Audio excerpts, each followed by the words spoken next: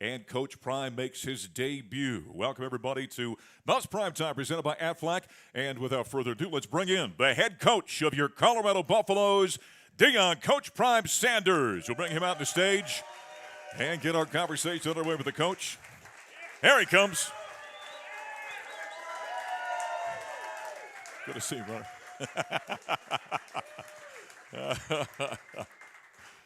Man, oh man. It's like introducing Elvis, for goodness sakes. I mean, there you go. We got that. How are you? I'm good. I'm a little exhausted. This is our work day. So right. this is, it's like a lot of decisions being made today on special teams and who's going to dress out and a lot of infinite details. And Fort Misery wasn't miserable to me. That was your own testimony. I had a great. My hometown was wonderful. But first of all, thank you for your support, your love, and everything you bring to the table, because you guys showed up and showed out there in Fort Worth last week. Give yourself a round of applause. Yeah, without questioning, the Buck turnout there was fun. Hey, before we get going, I just want to make sure, is everybody in the room believing right now? All right, we can get that out, so I don't want Coach to get riled up here today. Yeah, that's history. It was some history to that. It was deeper than that moment. No, I understand. It was much deeper than that moment. I understand. Awful fun game last week.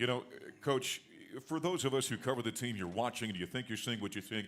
And then when we saw your finished product out there last week and the explosiveness on the field, I think for a lot of people, kind of put us back on our heels. Like this thing is, it right now it's as explosive as any offense in the country. Well, you expected that. We expected that. We practiced like that. Yeah. It's nothing that we saw out there that we hadn't seen. It's nothing that we saw out there that we didn't expect. It's nothing that we saw out there that we said, wow, I didn't know that was going to happen. No, we really was upset that we felt like, that's not my phone, is it? That's Jimmy. That's the interview with Jimmy. Uh-oh. Heard there. I was listening to. I'm sorry. That's all right. I am so unprofessional. No worries. Hey, it's your show. Sam, where you at? Where's Sam? Throw this back there. There you Thank go. you. All right. We expect all of that. We left meat on the bone, as they say in the inner city. We felt like we left probably 17 to 20 points out there that we should have garnished, and as well as given up. We should have probably only given up by 10 points. I think when you've been covering or watching Colorado football for a while, things have not been good. You well know that. Right. And when the TCU comes down and takes the lead late, historically, what we've seen here the last few years is like, oh man, here we go again. Yeah, Take us to your sideline and talk about what it's like, what the conversations are like, how you guys are handling that adversity. That's not adversity to us. No? They just had their turn. Okay. We're going to get our turn. It's right. just like ping pong. But, those of you my age, we was on a seesaw. I'm down now, but I'm about to go up. Okay. I'm about to go up. Yeah, because I know my son. Mm-hmm. We don't lose like that. Like, I know if he had the ball last, we're going to score. So that's without a shadow of a doubt. I know what he's capable of. I know this offense. I know they believe in him. And I know he's going to get us down the field. So we didn't flinch whatsoever. We were just preaching on the sideline. We just need to stop. Come on, guys. We need to stop. Somebody make a darn play. Yeah. That's what we were preaching. And I felt so bad for Coach Kelly because, I'm talking and I could hear the calls coming in, and he was calling a great game. The young men just weren't executing the calls. It would be a guy missed the whole darn hole, and you run into the back of the darn tackle, and you don't hit your gap. Like, that wasn't his fault. That's not coaching. That's players. Yeah. And he called a great game. Unfortunately, we surrendered a tremendous amount of points, but that wasn't on him. Yeah. And we're going to make those adjustments this week. The fourth down tackle by Miles Slusher was a phenomenal, great individual play, wasn't it? Yeah, it was good. It was great, but we had three guys coming. Okay. Like, our thing is to get to the ball. So had he missed that, we were coming. Yeah. Like, we were coming. There was three guys there to make it up, and that's what we practiced, getting to the ball. Let's go full speed, tempo, all game long. And one thing that I'm truly proud of is that we didn't tire. They kept talking about the heat, and we didn't tire. And we were ready. We were ready to go. We were on water and Gatorade for the last couple weeks. We wasn't putting anything volatile in our bodies. Like, we were adamant. We got down there a day early. We got acclimated to the heat. We practiced at 11 a.m. the day prior to so we could feel it. and we had a great practice, so we were ready for it. You know, the thing that, and not seeing him, the thing I learned about your son, Shador, quarterback, we see him in practice. He's got a great arm. He throws accurate balls, Right. and all that kind of stuff. The way he moves in a pocket, Prime, and kind of slides and buys himself more time, and the fact his eyes are downfield, that's impressive stuff for a young quarterback. Well, Shador's been doing this for a long time. I mean, you guys just hadn't seen it because he was at HBCU, and HBCUs don't get the credit that they deserve. So Shador, he doesn't flinch. He knows the game. Even when he surrenders a sack, I know him like a book. So when he comes to the sideline, the first thing I say is, "What did you see?" He say, "I didn't like the call." That's nothing against Sean Lewis, but he didn't like the call because they gave, or he didn't like the person. We may have had the right call, but the person that the ball was targeted to go through, he didn't trust him in that situation. Right. So he'd rather eat it and let's punt, let's get off the field than make a mistake. So he thinks about all that. He's never caught not knowing where to go with the ball. He already knows where he's going from a pre-snap read. He's a very intelligent young man, and we have some receivers that are on his level intellectually. Yeah. They're smart receivers. They're not just running chaotically down the field. They know what they're doing. I saw something with Shador yesterday. He and I did a little pregame interview. He was on Saturday, and he was talking with one of the coaches, and I waited until he was done with his conversation. And I listened to him, and keep in mind, this is happening on Tuesday morning, right? So it's still early in the week.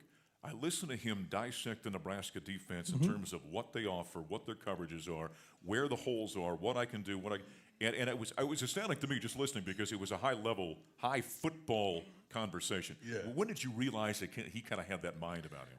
7 years old. His Right. nickname is Grown. Like, he's in my phone up under Grown. Yeah. Like, he's always been very mature, a very grown man, a very intelligent young man. He's always been that way. He's only played quarterback.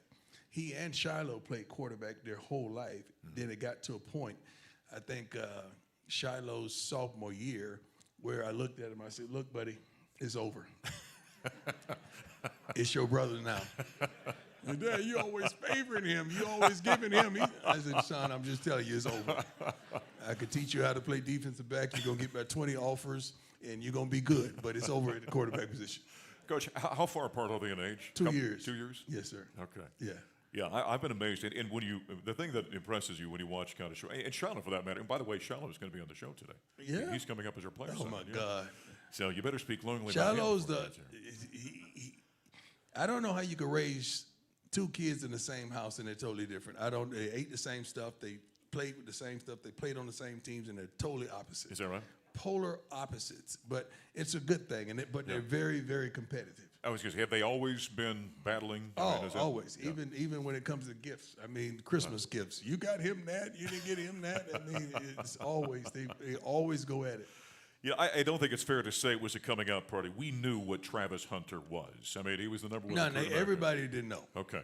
They yeah. thought they knew. Okay. And, because a lot of people, he did that just because he was at HBCU. And Sure.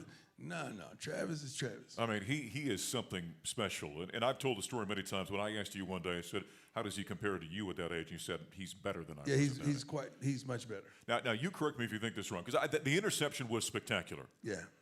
That wasn't his best play of the game. And here's why what I thought was, TCU hands the ball off to Amari Bailey, and he breaks it off the right-hand side. And it looks like it might be going for a touchdown. So here's a superstar player that's going to be a first-round NFL draft pick and doesn't have to, but from the opposite side of the field, Prime chases him down. And that says something about what's going on in the chest of that young man, doesn't it? Not only that, it says something about what we teach. Sure. Everybody got to get to the ball, and especially that backside guy, because you never know. Because all we need to do is to give the defense another opportunity, and you never know what might happen on that series. Yeah. So we want to get to the ball as expeditiously as possible. But Travis Hunter is a big play waiting to happen. Like I told the team this morning, is that it's no surprise that the guys that made plays because that's how they practice. So if you want to make plays in the game in front of everyone, practice like that in front of no one. Sure. So those guys that are making plays, we expected that because we saw that in practice. The guys that didn't, we didn't expect it because that's who you are in practice. That's coming from a guy who was a playmaker. Can you teach somebody to be a playmaker, or does it have to be? You can't teach somebody how to work. They got to want that. Is that right? And that's on us. Like if we don't have a plethora of guys that's not working, that's on the scouting department and that's on me. They should not be in the locker room. And I promise you we're going to get them out. Yeah. So we did make some mistakes. We didn't have everybody that we brought into the locker room. They're not great. Yeah. I mean, they have talent, but we want kids that love the game of football. Is that the hardest thing? Because we've all seen plenty of guys who were talented that never evolved and developed into a player. Is that the hardest thing to evaluate? Well, you can't measure the heart. Yeah. I can't measure your heart. I can't. Do you love him? I can't measure that. You know, you got that goes by what you show your actions. Well, don't start in trouble here with that couple now. your actions and all that shows that, but we cannot measure the heart. And that's something that everyone is trying to detect, and you can't do that. But we can ask you a series of questions that's going to give me your location of where you are mentally, psychologically, physically, as well as spiritually. Yeah. It's Bus Pride time. We're here at the Post Chicken and Beer downtown Boulder, brought to us by our good friends at Aflac. Get help with expensive health insurance costs that are not covered. Visit Aflac.com to learn more. We got Charles Kelly coming up, our defensive coordinator. We got Shiloh Sanders coming up, as I mentioned, our safety for the Buffaloes. One more segment with Coach Prime after this. This is Colorado football from Learfield.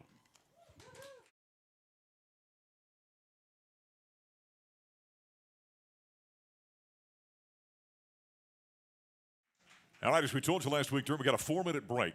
And so Coach said he'd take a couple of questions. Who's got a question for us? Anybody got something? Yes, right up front here. Yes, sir. Ask the question, man. We're looking at your phone.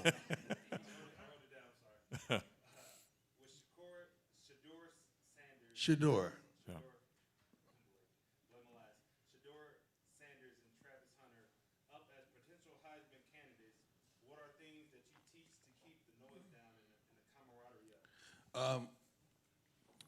A dog and a real playmaker and a real talented football player, he didn't just become talented. He's always been talented. Those are real ones. Those guys that just coming into this popularity and this, those are the kids you worry about. Shedeur has been Shedeur since he was a kid. Travis has been that guy since he was a kid. You don't worry about them. You worry about the guy who worked his butt off to be that guy that's not used to the attention and focus. Those are the guys you concern yourself about. Those two you don't have to worry about. They expect that. Anybody else? Right up front here. Coach, how's Alton feeling? Is he going to be ready to play? Alton, he think he is. Honestly, Alton is probably, to me, is 2 weeks away. He's 2 weeks away, and he does not realize that you don't want to rush that. We're going to win some games, and a lot of games, and we're going to be there in the hunt, and we want our best down the stretch, and he's one of our best. Cavassier Smoke as well. I mean, I don't think he got a touch. I don't think he even got in the game last week, but you're going to see him this week. One thing that we're not hurting of running backs and guys who could do some tremendous things with the ball. But Alton, he has to take it easy. He wants to jump in there because of the hype and the popularity, and we're winning, and, you know, you're doing your thing, and he wants to get in there. But I don't feel like he's quite himself yet, and I want you to see the best part of him. We'll take, I think, one more. How about right here? Everyone's talking about the yards and the touchdowns from the receiver group. Mm-hmm. But what does it mean? This may be a compliment more than a question. What does it mean that they're so willing to block? Jimmy and Xavier. They have no choice. You act like that's an option. Either they block or they come stand over there with me. That's really how it is. Who's that? Okay, don't know him, but say hi to him. Michael, how much time do we have left here? Maybe we can tell. Maybe take one more. Yeah, we got some more. We got Yes, sir. 45 seconds. Get one more. Let's go. One more quick. Anthony, real quick. Coach Prime, first of all, love the message this week, but I'm just curious your earliest recollection of this rivalry, maybe the Hagan-Flanagan days. Man, I didn't care about no darn Colorado way back in the day. Come on, man. You know I'm going to be honest with you. Why would I give a darn about Colorado way back in the day and Nebraska way back in the day? I had my own battles I was facing. I was trying to get out of the hood. You talk about Hagan and Keller, please. Trying to get my daddy off drugs, and you talk about Hagan.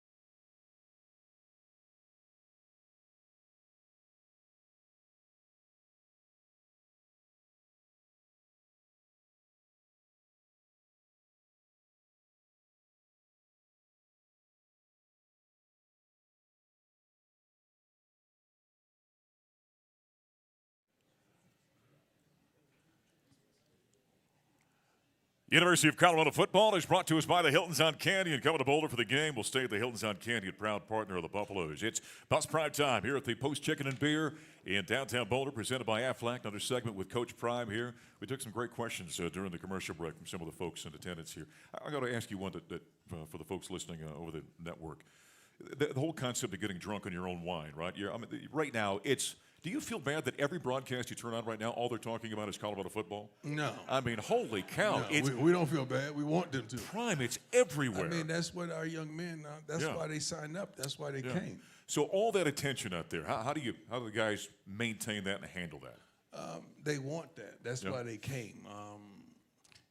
Young kids and women want attention. They want focus. They want love. They want appreciation. They want respect. That's what they want. But if you want that continuously, you got to do something to provoke that. Yeah. So our message is, what are you doing to provoke that? Okay? If you want it, let's work our butt off so it'll stay here. Because teams that win usually have the most players that go into the NFL. Teams that lose don't. So our message, we flip it on them. We just got to win.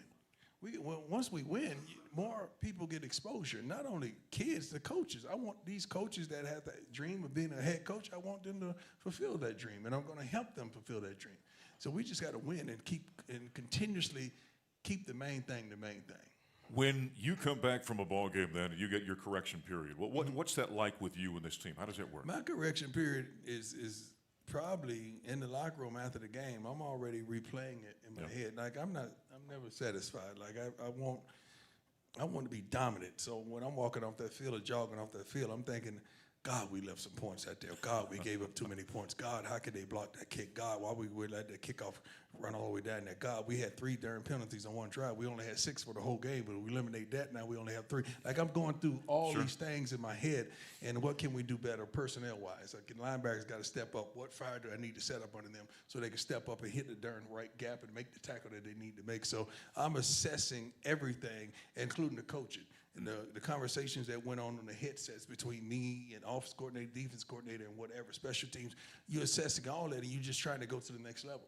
Now, on Sundays, what we do on Sundays is we come in and we watch film, give them the message about what we need to do. We watch the film, we correct it, we go on the field, we have a walkthrough, we correct it. Now 60%. If you play 60% of the snaps on Saturday, now you're done with that practice. But if you didn't, you have a full practice, individuals, 7-on-7, then team. So we get work on Sundays because now if I sustain injuries, I got to get that next guy ready. Not Tuesday, but I got to get him thinking, you got to play. Let's get your mind focused on Sunday because you really didn't play. So you should be fresh, and mentally I got to get you going that you're going to have to be a valuable asset this particular Saturday. So the whole preparation of the new week starts on Sunday. Yeah, this is a 7-day-a-week thing with you, isn't it? I mean, it has to be. Yes. Yeah. Most definitely. Yeah. They get Monday off, but our young men are so adamant about being dominant and being who they are. More than half the team is there watching film on Monday, preparing for the next team, not the film that we just played. They already put that to bed on Sunday. So Monday, they're preparing for the next team. You always, in all your successes in life, you get congratulatory texts or phone calls. But after this was your first win here, what was the coolest one you got that really meant something to you? All of them mean something to me. Yeah, it wasn't one that just stood out because it was a tremendous. I haven't even gotten back to all of them. I bet. But it was a lot of them that it probably my mama, I'd imagine so, yeah. And my mama lives with me here, and she's like, "Baby, you did that. Y'all did that." I mean, that's how my mom talks. And she's like, and then she'll start assessing. Shador did this, and tell Shiloh if he miss another tackle, he better not come back on. I mean, it's just so my mama keeps it 100, but she was happy and elated with how we did. And my sister ran on the field and gave me a big hug. We had a lot of family members there, somewhat. But it was a wonderful moment, not just for us, for you all as well. You deserve it. I truly believe you deserve it. Without question. Yep. And by the way, your guy Rick George came out there. He was balling like a baby out there, Excuse man. me? I said, your guy Rick George. He should have been. No, Rick, man, I'm so proud of Rick, man, because I mention him every opportunity I get because he gave me the opportunity. If it wasn't for Rick, I would have this tremendous opportunity. But I mean, we told him before, Rick, we're gonna win this game. We're not joking. We're gonna win this game. So a lot of times you'll see the C on a jersey. You got to tell us about the D's and the L's and how you differentiate that. Yeah. I'm so like considerate of military, and I'm so, because my uncle was a sergeant in the Army, and I'm so considerate about policemen. Yeah. So when we talk about captain, I think that should be reserved. I don't think a normal man, just because he plays sports or a woman, is a captain. You know, captain of what? You know, I believe in leaders and dogs. That's what we want on our team. We want leaders and we want dogs. And every dog ain't a leader and every leader ain't a dog. I don't expect the leader to be the dog and I don't expect the dog to be a leader. Now, if we get one that's both, that's a blessing. Yeah. But we had a couple guys that we chose. I think Shador and Shane Coates is tremendous leaders. Tremendous leaders. Now, when it comes to dogs, Travis is a bona fide dog. Yeah. Yes, he is. And kicker. Oh, Feely. Feely, Yeah. Jace Feely. Can a kicker be a dog? Jace wants to go down there and make the tackle. I'm like, man, just kick the ball out the darn end zone. Please do that. Do that, because they kicker, I don't know what he was on. Right. He was putting the darn ball in the darn down to 85 South. Yes, he was. Shoot, I tried to talk to him after the game. Like, hey, call me. I saw that, and the reason I'm saying that, because I saw a picture of me talking to the cornerback. Yes, yeah. And they said, that's the wrong guy. That's the last guy you That's the want last talking to your guy, players. Yeah. It is so funny. Let me tell you a conversation that's hilarious. All right. Now, this kid, I respect this kid because he's a cornerback, and he's pretty good. He's Josh touted, Newton, yeah. He's touted to go in first round. So during a timeout, you know, he said, Coach, you know, I wear number 2 because of you. I say, man, Wow. I'm proud of you, son. Nice. That means a lot to me. I say, man, I want you to kick butt, and I want you to go in the first round. He said, yeah, Coach, I'm going to DM you, man, because I want some of them shoes. I say, son, what size are you? He said 10 and a half. I said, I got you. So after the game, he ran over to me. He said, Coach, don't forget now. Yeah, yeah. But I'm serious. Like, those are some of the conversations that goes on.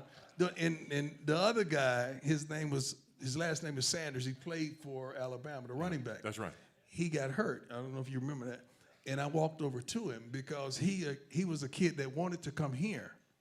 And the reason I didn't take him, because he sustained some significant injuries. Okay. And Coach Kelly knew about those injuries, and Coach Sal, so we didn't take him. But I still had love for the kids because they wanted to play for us. So I went out there and I said, son, now you know if you don't get up, they ain't got a chance. So I want you to get your butt up and get back in this game and be dominant like you've been. I mean, that's what I So told you were him. coaching the other team's because player. I want the kid to be dominant because his last name's Sanders, first of all. Well, okay, yeah, And he was the number 2 on offense. So and that's what the conversation was. And he got up. Then the opposing coach came over, and that's when I gave him love because I really respect the heck out of him. Yeah, you do. Yeah. So those are some of the conversations that take place on the field that you have no idea about. See, that's the kind of stuff right here on Coach's Show. You're going to get each and every week. Awesome. Hey, we got to let you go, and we're going to get to Charles Kelly. Just give us a quick comment about, I mean, first off, we saw you run out to this last week. Yeah. So now you're going to run out behind Ralphie. Yeah. I had some help. Yeah, that's all right. I had some help running out. Some tremendous help. Thank you to the medical team. No doubt. Yeah. And big game rivalry. Give us a quick thought about Nebraska.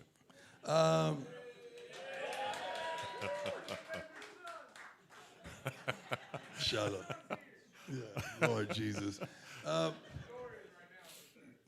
You want me to give you the version that I say, you know, or the version that I really mean? Well, how about the one you really mean? How about that? Well, I tell you what, I'm going to give you the one that I say. Okay. Okay. They're well coached. It's a tremendous rivalry. Some of these kids don't know the extent of this rivalry. They have a bunch of new kids that they're not admitting, just like we have a bunch of new kids. And we got to integrate them and have them to understand the level of the rivalry. That's why the whole message this week was, it's personal. And so, you know, we got videos from Snoop Dogg. We got videos from Lil Wayne. And I told him to give me something that meant something that was personal to you. So in the morning, the kids, we hit play and the kids hear a video from these icons about something that was personal or why it meant so much to them. And this team this is a personal game, and it not only does it mean a lot to you, but it means a lot to us, and we want to represent our home. And we talked about something about home. It's nobody's going to come in my home, my natural home, and whoop me. It's nobody going to grab me out of my car and whoop me. It's nobody's going to come anywhere that I call mine and whoop me. And we got to have that same passion and that same energy when it comes to this game. We're not going to let nobody come to our house and whoop us. It's Love no it. way, but now because it's personal. Love it. Yeah, it's personal. Love it. Isn't that awesome? And by the way, I'm sure you saw it. That Snoop commentary video he did during the broadcast. Did you? Oh, did you? God, That- you have no idea. I would love to invite him on the air. I think the FCC would take our title away if we had him on the air with No, I us. think everything is legal here. I've heard. Trust me. I've heard. Coach thank Prime, best of luck this weekend. Thank Let's you. get the Huskers. I might listen to Shiloh. You'll Thank have you. to. Let's God hear for bless you, Coach man. Prime. He and the Buffs have got Nebraska on Saturday morning at 10 a.m. at Folsom Field. We'll hit the air at 8 a.m. on the Buffs Colorado Football Network. And by the way, we're going to be out at Duane Field for the first hour of our pregame on Saturday morning.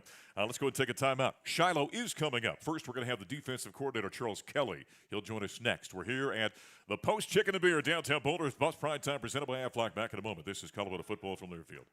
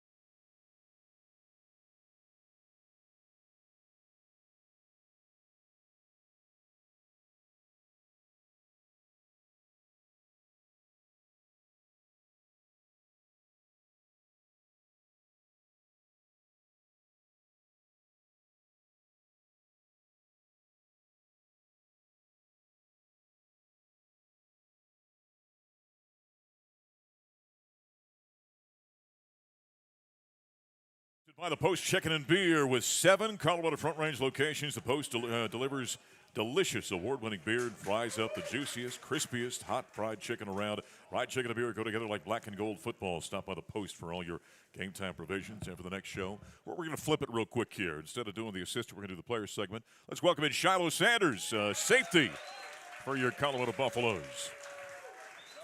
Yeah, go ahead and put those on right there. Yeah, Shiloh, this is your volume right there in case you want to adjust that. How are you? Your voice is really warm in these headphones. Like a big hug, isn't it? Yeah. How you doing? I'm doing good. How about you? It's going to be kind of a fun week, isn't it? Man, this whole season, we got a lot of fun ahead of us, for sure. You know, I would think we were talking with your dad and head coach about, kind of getting drunk in your own wine and the attention and the hype and all that. You've grown up around this, though, so it probably doesn't affect you or all that much, does it? We've been winning for so long. Yeah. It's kind of like, can I do it without the headphones? You sure can. Can we grab the microphone over there, Shane? Well, I'll hand you the stick microphone back over here that Coach Prime was using, and we'll work that out. Can you Reed, go ahead and grab that? We'll bring it over to Shiloh. I know it's kind of odd, those headphones sometimes. Yeah, if you're not used to them. It's like I'm recording a song. Yeah. But, we've been winning for such a long time. It just feels like what we've been doing our whole lives. Sure. Like going from when I was 6 years old, Shador was 4, just playing football. My dad coaching. At first, he wasn't coaching. Okay. He used to just be a regular parent. Right. And he told us that I still can't see Prime sitting over there with a lawn chair and a cooler. And that was him. Serious? He actually used to be in the stands. But he would get so outraged at the coaching.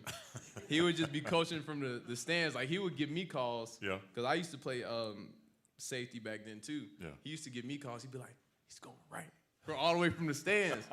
So then he evolved to just become a youth coach. Okay. And then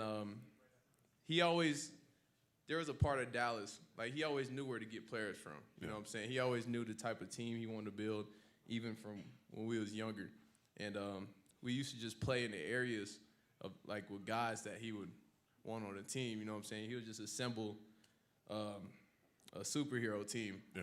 And that's basically what he did here, Yes, he has. No doubt about that. We've been doing this for a while. Hey, I wonder, I asked him about you and Shador. So you're 2 years older. Yeah. Has it always just been nonstop competition between you two? Always, especially now that he's the quarterback and I'm the safety. Sure. So, especially in practice. So. You know his tendencies, though, I would think, right? Yeah, I know him. I'm his kryptonite when we out there with him. But seeing him last weekend just tear them boys up like that was great. Yeah. I'm a proud brother. All right, you should be. 510 yards, 9 CU records for a quarterback last week that Shador said. All right, if I took a basketball right now, we walked into the event center, and I took a basketball and just dropped on the court between you two. Basketball? Yeah. I'm more physical. So Is that right? Yeah, I'm going to just drive in every time. Now, my little sister plays basketball. Yes, She's she on does. the basketball On the women's team team, here. yeah. So that's more competition than that. Okay. But still, me and Shador are more physical. They used to actually double up against me. Okay. So that's how you make it fair. So that's the only way they would be able to compete, really. So what was your assessment defensively for the Buffaloes coming out of that ball game? Defensively, I don't think, like, as a secondary, we gave up a lot of, like, passes and stuff. But, as y'all seen, we got to work on the run. And that's what we did this whole weekend. It's just minor adjustments, and I'm going to this quarterback runs a lot. Yeah. So we're going to make sure we got him contained first because I'm thinking that they're running before they're throwing this week. Sure. So we got all that handled.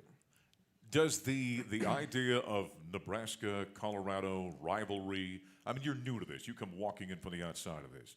Has it hit you? Coach has been talking about this is personal this week. Is it resonating with you guys? Yeah, just like I just moved here and everyone's like, all right, these are the people to hate. All right. so I'm just going along with it right now. But we want to win. So. And you're not wearing red this week, right? Nobody's allowed to wear red. I got some of the diamond turf cleats that are white and red. Okay. Those are my practice cleats. All right. But when someone asks me, why are you wearing red? We practice stepping on their heads this week. So that's the only exception to wearing red if it's on your shoes. Right. But no, we're not liking red this week for sure. So after a game like Saturdays, you're down in Fort Worth, game comes to an end. When you come up and see your father afterwards, is the first interaction son and father, or is it player and coach? It's always really son and father. Yeah. But the father is coach all the time. Okay. So even at home, like it's always football. So Okay. because that's like what we're focused on. That's the priority right now, and he wants us to succeed when it comes to that because it's like a job for us, you know. So you're a football player. Well, what else did you play coming up? Basketball? We played baseball? everything. Did you? We just play seasonal sports like Okay. football during football season, basketball, baseball, Did you ever think about doing something at this level besides football? baseball for Yeah, sure. Really? I was gonna play at Jackson State this season, but when my dad got the job, we all moved up here, Okay. All right. and you know they don't got a baseball team up here. So That's right. Well, I had to let it go. hey, I had hey, to let hey, it go. Coach Prime said last week we're working on that. I don't know. He said it last week. If we actually have a team, I'll be on it for sure. I love it. I'm a center fielder. Now you had played at South Carolina. So you had played at FBS level, Power 5 level. You know what that was all about. Did you have any question about some of the guys that hadn't played this level going into that ball game last week? Nah, you know, even before the game, I was just talking to Shador. I was like, "Hey, man, it's not a difference. The only difference is the O line and D line. But I mean, you got big guys up there too that can help you with them. Right. But just play how you play. There's not really a difference. The same guys he was tearing up in FCS, it's the same thing. Without question. There's guys that we play against that wouldn't start on our team. So if he goes against us every day, you know, and I think he was real comfortable out there when he actually got on the field and seen that there's not really much of a difference between those levels other than the O-line and D-line. What's your relationship like with Trevor Woods? I mean, you guys are the two quarterbacks on the back end of that defense. What's your relationship with him? Man, Trevor's my guy for Yeah. sure. You know, just all the DBs, we have a great relationship because we spend a lot of time with each other.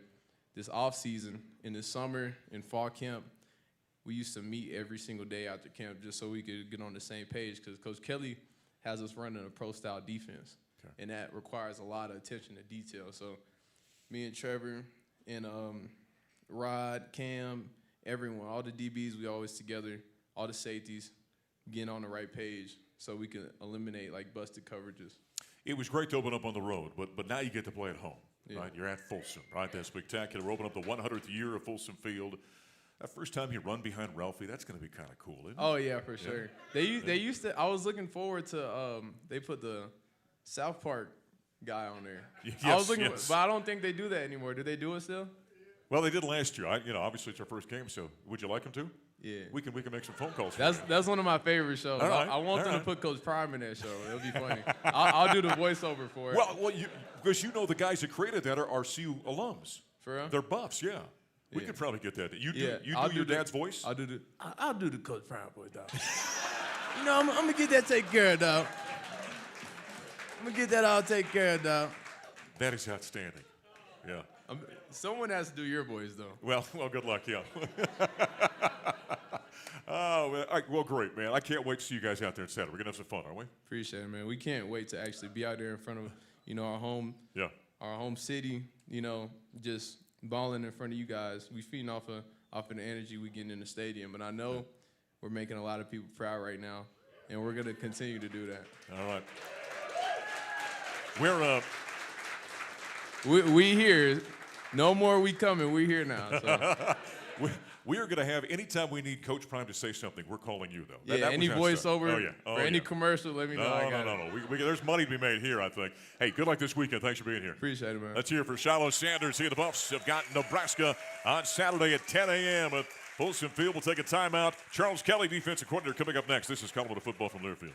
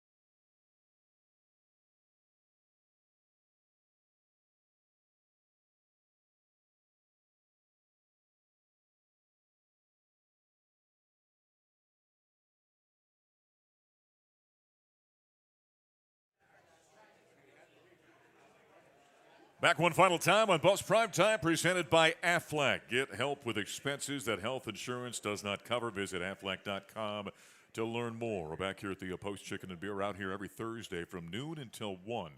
And we go live to tape. It does air on social media on both the Buffs Facebook and Twitter accounts, and so they're streaming right now, in fact.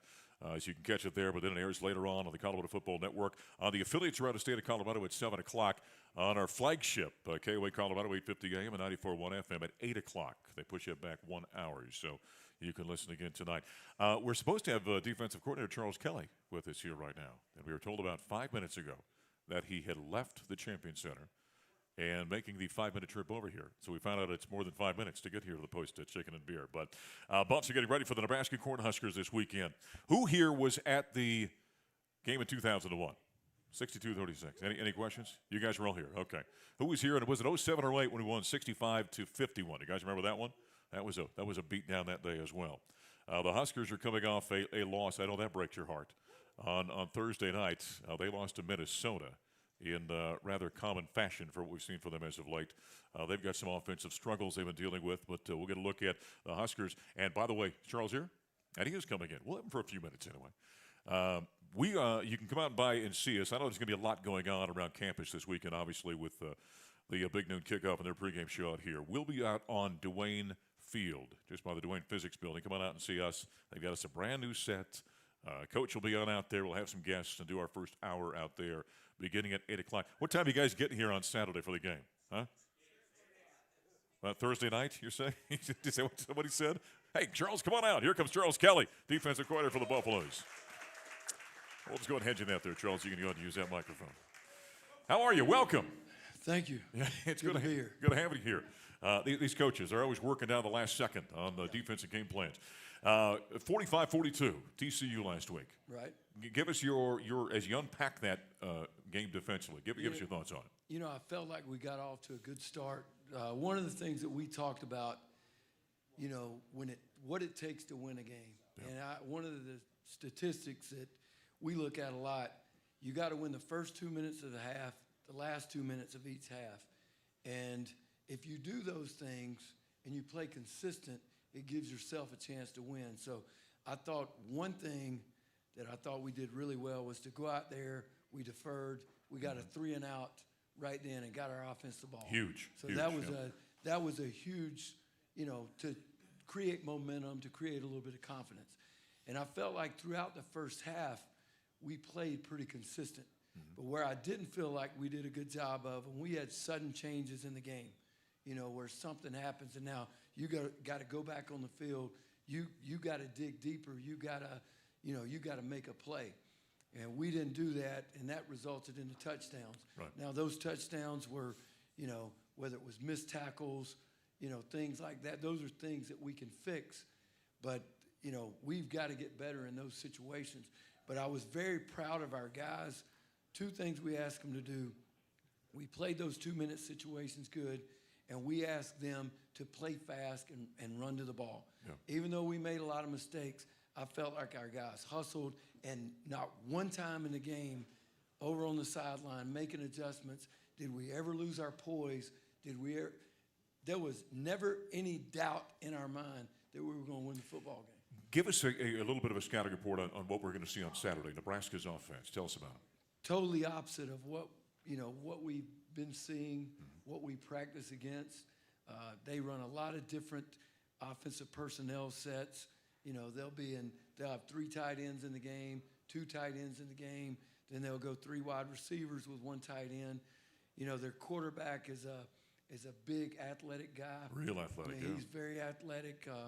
You know, he ran the ball 19 times, you know, against Minnesota. And listen, the score is really deceiving to what the game was. Just to talk about 2 minutes at the end of the half, they've got the ball on the 1-yard line. They run a zone read. They've got it at the 1. They get a illegal motion, tackle moves, backs them up to the 5-yard line. Then they throw an interception in the end zone. So if they score right there, it's a totally different game. Yep. So they're big up front. You know, they've got some guys on the perimeter that can make some plays, but we've got to be able to stop their running back and their quarterback. Yeah, well, the Buffaloes have got a great opportunity coming up in the last 30 seconds or so here. With Jeff Sims, as big and athletic as he is, the way he runs the ball, how do you kind of contain a guy like that? You know, you've got to have good edges on the defense. You can't let him break contain. But when you tackle, you know, you got to be able to tackle this guy up high. You got to wrap, and you got to get him down, because these big quarterbacks that can run now, you fall off of them, and it extends the play. Yeah, I mean, he looks like a linebacker. I mean, he's a big, broad guy. Hey, good luck this weekend against Nebraska, Coach. Thank you. All right, defensive player Charles Kelly. Don't forget, 8 a.m. Saturday morning, Colorado Football Network, 10 a.m. kickoff. We'll have it. Thanks for joining us out here at the Post Chicken and Beer in downtown Boulder. It's Buffs Prime Time, and this is Colorado Football from Learfield.